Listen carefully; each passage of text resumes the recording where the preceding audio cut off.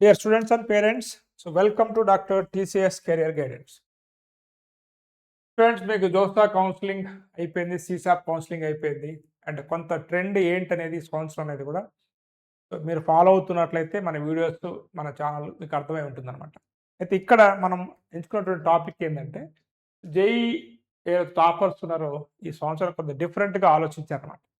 వాళ్ళు ఏంటి డిఫరెంట్గా ఆలోచించారు ఏంటి, ఎందుకంటే టాపర్స్ ఇండియాలో ఉన్నటువంటి టాపర్స్ తీసుకునేటువంటి బ్రాంచెస్ బట్టే రేపు మనందరం కూడా ఫాలో అవుతూ ఉంటాం అనమాట. కాబట్టి ఎటువంటి బ్రాంచెస్ తీసుకున్నారు, ఎందుకు తీసుకున్నారు, ఏంటనేదే ఈ వీడియోలో మనం మనకు ఒక న్యూస్ ఆర్టికల్ రావడం జరిగిందనమాట.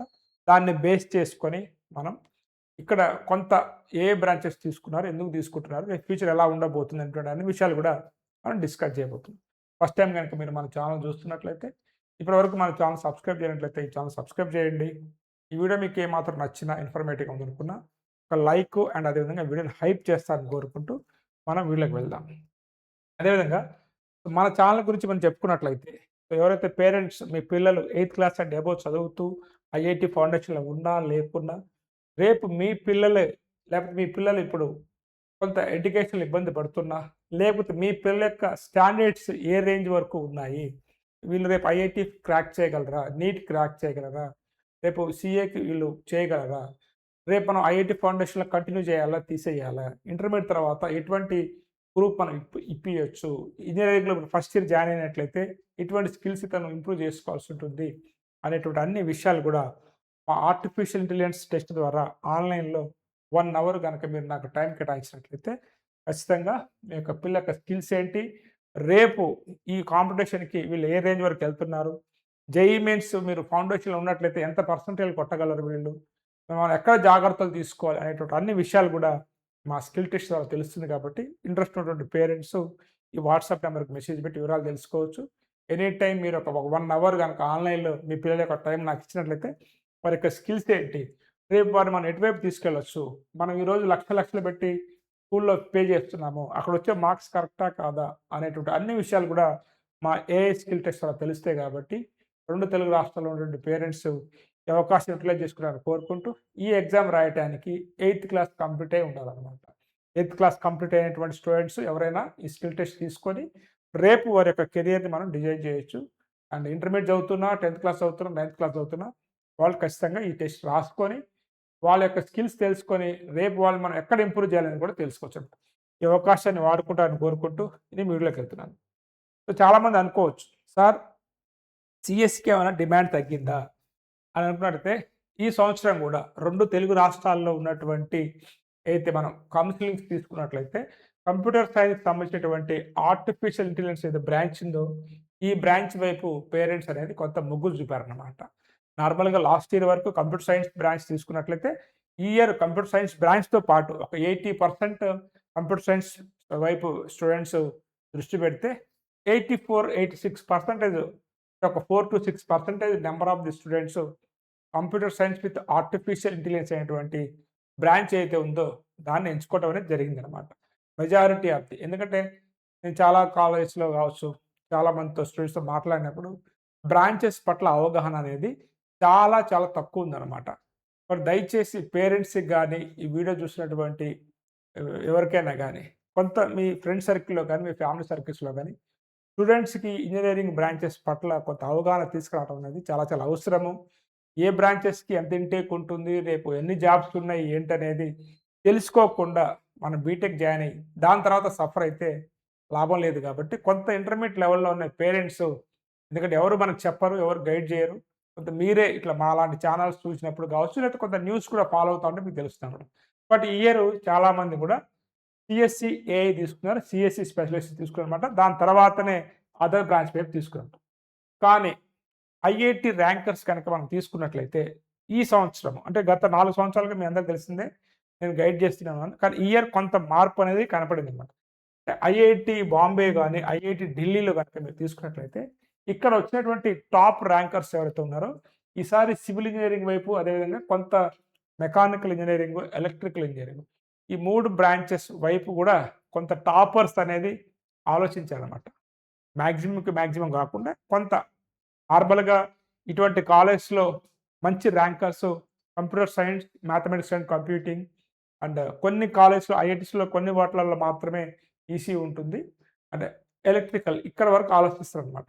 కానీ ఒక సివిల్, మెకానికల్ వైపు కూడా స్టూడెంట్స్ అనేది ఈ ఇయర్ ఆలోచిస్తున్నారంటే దానికి ఏంటి కారణాలు మనం డిస్కస్ చేద్దాం అన్నమాట. ఎందుకంటే ఇక్కడ టాపర్‌లు ఎంచుకున్నటువంటి కొత్తదనమాట. అంటే ఈ ఇయర్ కొంత టాపర్‌లు సివిల్, మెకానికల్ వైపు కూడా వాళ్ళు కొంత చూసారు.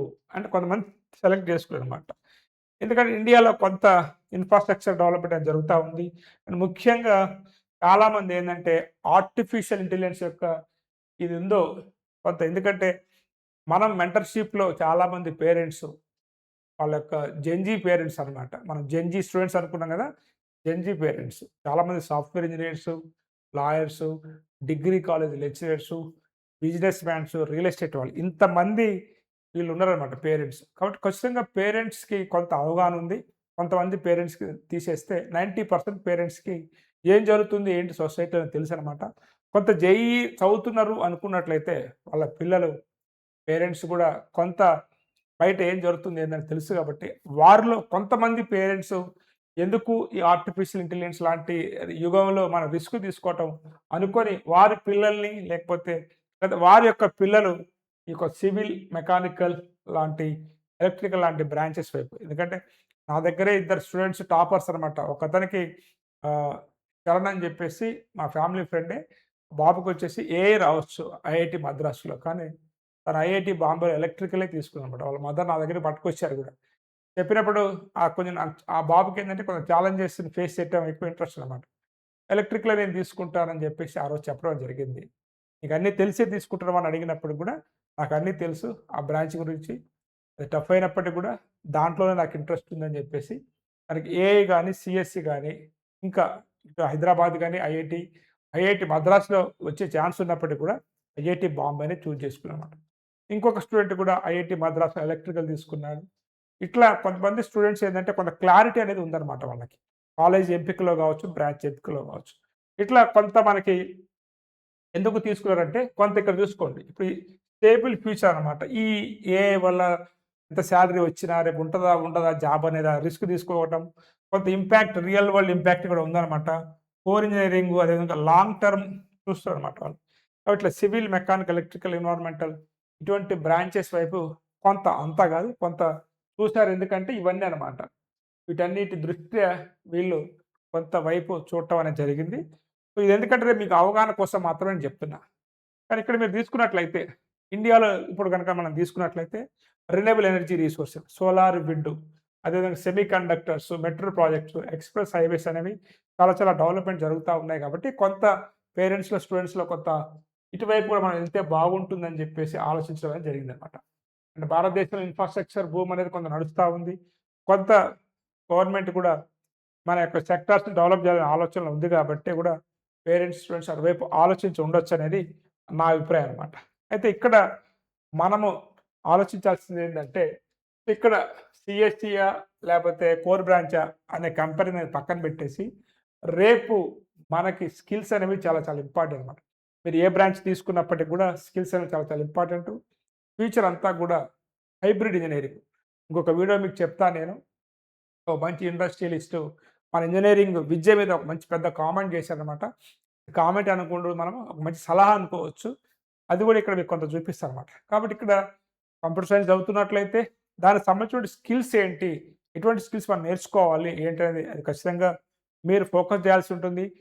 ఈ మొత్తానికి మొత్తంగా కూడా ఈ యొక్క ఆర్టిఫిషియల్ యొక్క ఇంటెలిజెన్స్ యొక్క ప్రభావం అనేది అన్ని ఫీల్డ్స్‌లోకి రాబోతా ఉంది కాబట్టి, కొంత మేము తీసుకున్నటువంటి బ్రాంచ్ అనేది ఇది మా కంప్యూటర్ సైన్స్‌కి సంబంధం లేదు అనే దానికి పక్కన పెట్టేసి, ఖచ్చితంగా మీరు ఏఐ వల్ల అంటే ఇక్కడ మనం చూసుకోవాల్సింది ఏఐ వల్ల సీఎస్‌సి అంతరించిపోవడం కాదు. ఇక్కడ ఏఐ అప్లికేషన్స్ వస్తున్నాయి.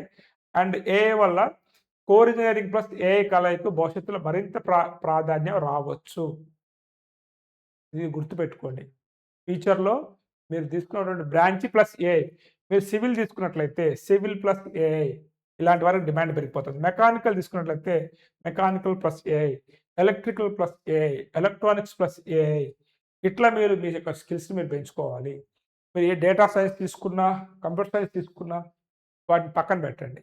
ఏదో ఒక దాంట్లో ఫుల్ స్టాకా, ఆర్టిఫిషియల్ ఇంటెలిజెన్సా, సైబర్ సెక్యూరిటీయా, డెప్త్ నాలెడ్జ్ అనేది ఖచ్చితంగా మీకు ఒక ఏరియాలో మీకు రావాల్సిన అవసరమైనా ఉందనమాట. కాబట్టి కొంత problem solving skills computer science students తీసుకున్నట్లయితే సొసైటీలో ఉన్నటువంటి ప్రాబ్లమ్స్ ఏంటి? ఇప్పుడున్నటువంటి అన్ని యాప్స్ కూడా ఒకప్పుడు ఉన్నటువంటి ప్రాబ్లమ్స్‌ని వాటిని సొల్యూషన్‌గా తీసుకొచ్చినటువంటివి అనమాట. ఎన్ని యాప్స్ తీసుకున్నా గాని మీరు. అర్థమైందా? మనకు చాలా సులభంతరం చేశాయన్నమాట మన వర్క్స్ అన్నిటిని కూడా. అట్లా ప్రాబ్లమ్ సాల్వింగ్ యొక్క స్కిల్స్ అనేది కూడా మీరు దృష్టి పెట్టాల్సి ఉంటుంది. కాబట్టి మీరు మొత్తానికి మా బ్రాంచ్ సెపరేట్ అనేది ఆలోచించకుండా కొంత సాఫ్ట్‌వేర్‌కి సంబంధించినటువంటి నాలెడ్జ్‌ని కూడా మీరు గెయిన్ చేసుకోవాలనేది నా యొక్క ఉద్దేశం అనమాట. కాబట్టి ఇట్లా మీకు ఏఐని కూడా మీరు పక్కన పెట్టకండి. మీరు ఆ బ్రాంచ్ అయినా కాకపోయినా ఆ స్కిల్స్ నేర్చుకోండనమాట. ఓకే. సో, ఇట్లా స్టూడెంట్స్ కొంత ఆలోచిస్తున్నారు. సో, కాబట్టి నేను ఇప్పటికి వీడియో ముగింపు మీకు చెప్పేదంటే, మీ పిల్లల యొక్క భవిష్యత్తు మీ చేతిలోనే ఉంది. నేను 8థ్ క్లాస్, 9థ్ క్లాస్ చదువుతున్నప్పుడే చెప్పాను వీళ్ళు ఐఐటీ కొడతారని చెప్పేసి. అటువంటి స్టూడెంట్స్ ఈరోజు ఐఐటీస్‌లో చదువుతున్నారనమాట. కాబట్టి కొంత జాగ్రత్తగా తీసుకోండి. పిల్లల యొక్క నాలెడ్జ్ తక్కువుంది. మ్యాథమెటిక్స్ కాన్సంట్రేట్ చేయండి అని చెప్పాను. అలానే పేరెంట్స్ కాన్సంట్రేట్ చేసి కూడా ఈరోజు కొంత బెటర్ ర్యాంక్స్ వచ్చే విధంగా మనం ఇచ్చిన సలహాలు ఆ రోజు వాళ్ళకి ఉపయోగపడ్డాయి కాబట్టి, ఈ యొక్క మా AI skill test doctor TCS career skill test అనమాట. ఇండియా లెవెల్‌లో జరిగిద్దండి. తెలుగులోనే కాదు ఆల్ ఇండియా లెవెల్‌లో జరుగుతా ఉంటది. రోజుకి వందలాది మంది స్టూడెంట్స్ రాస్తా ఉంటారు. సో, తెలుగులో నేను దీన్ని కండక్ట్ చేస్తా ఉంటాను. పేపర్ ఇంగ్లీష్‌లో ఉంటుంది. ఏ క్లాస్ చదువుతారో ఆ క్లాస్ అనమాట. అసలు ఈ ఐఐటీ, జేఈఈ ఎగ్జామ్ అనేది ఏ అయితే మేము పెడతామో ఎగ్జామ్, ఈ మోడల్‌లో పెట్టాలని చెప్పేసి కూడా రీసెంట్‌గా ఆర్టికల్ రావడం జరిగిందంట. స్టూడెంట్ యొక్క టాలెంట్‌ని బట్టి, స్టాండర్డ్‌ని బట్టి క్వెషన్ పేపరు అతనే డిసైడ్ చేసుకునే విధంగా మా స్కిల్ టెస్ట్ ఉంటుంది. కాబట్టి పేరెంట్స్ అందరూ కూడా యుటిలైజ్ చేసుకోవాలని కోరుకుంటూ, అదేవిధంగా ఈ యొక్క మార్పనేది అంటే కొంత స్టూడెంట్స్, పేరెంట్స్ మార్పనేది కనబడుతుంది అని చెప్పటం వరకే ఈ వీడియో యొక్క ఉద్దేశ్యం అనమాట.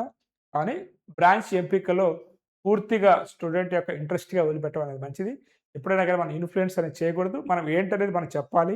బట్ స్టూడెంట్ తనకున్నటువంటి ఇంట్రెస్టు, అదేవిధంగా తన యొక్క ఫ్యూచర్ ప్లాన్స్ ఆధారంగా తనే డెసిషన్ తీసుకునే విధంగా మనం తనకి హెల్ప్ చేయాలి తప్ప, తను ఇదే బ్రాంచ్ తీసుకోవాలి కానీ ఎప్పుడు కూడా మనం ఫోర్స్ అనేది చేయకూడదనమాట. కాకపోతే కొంత అవగాహన కల్పించాలి.